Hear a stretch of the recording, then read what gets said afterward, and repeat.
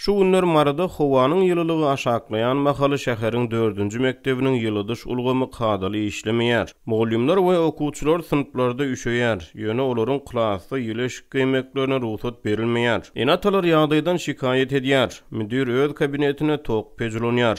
Bular barada Azatlyk radiosynyň habarçysy habar berdi. Habarçynyň maglumatlaryna görä şäheriň 4-nji orta mektebine esasan Bayramxan we Parahatlyk köçeleriniň ugruna ýaşaýan hojalyklaryň çağalary gatnaýar. Her gün çağalarymyz mektepden öýe üşäp gelýärler diýip bir Enat Azatlyk radiosynyň habarçysyna gurrun berdi. Türkmenistany häkimetler okuw ýylynyň başyna koronavirus keseline garşy görülýän çäreleriň çägini sınıflaryň okuwçy sanyny 15 okuwçy bilen çäklendirdi. Ýöne Marynyň 4-nji mektebine mektep okuwçylarynyň enatalary aýtmagyna görä her gün 9-10 okuwçy okuwy barýar. Galan 5-7 okuwçy keseläp mektepden galýar diýip bir enata gurrun berdi. Okuwçylaryň howasarlary öz çağalaryny mektebe galyň eýindirip uradýanlyklaryny, ýöne täze düzgüne görä olara klasda galyň egin eşikde oturmaga ruhsat berilmeýändigini aýdýarlar. Çağalarymyzy galyň eýindirip berýäris, emma mektebe baranlaryny mektebiň täze düzgüni olaryň eginindäki kurtkalaryny we jemperlerini çykaryp klaslarda olaryň köýnekli we penjekli oturmagyny talap edýär diýip beýleki bir marly ata gurrun berdi. Olar öz çağlarynyň sowuk klaslar sebäpli kesellemeginden alada galýarlar. Mugallimler okuwçylaryň klaslarda ýeňil egin eşik giymegini talap edýän düzgüniň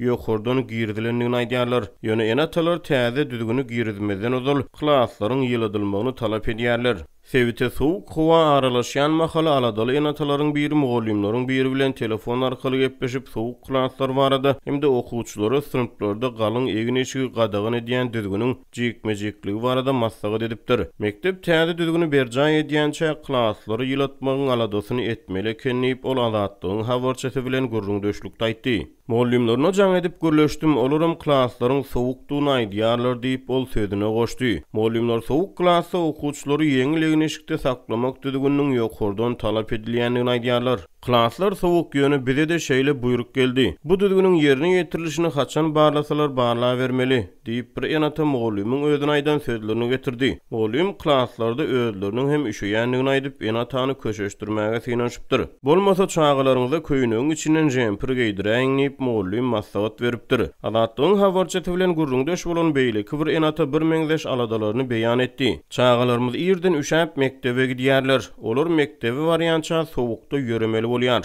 Mektebe baran soňam ýylanmaga derek gaýtam eginindäki jemperlerini we kurtkalaryny hem çykarmaly bolýarlar diýip enat aýtdy. Mugallimlere düşünýäris, olaryň buyrugy ýerine ýetirýändirler. Emma mektep müdiri näme äser edýärkä? Ol müdir bolup oturup çağalaryň üşeýändigini bilibem.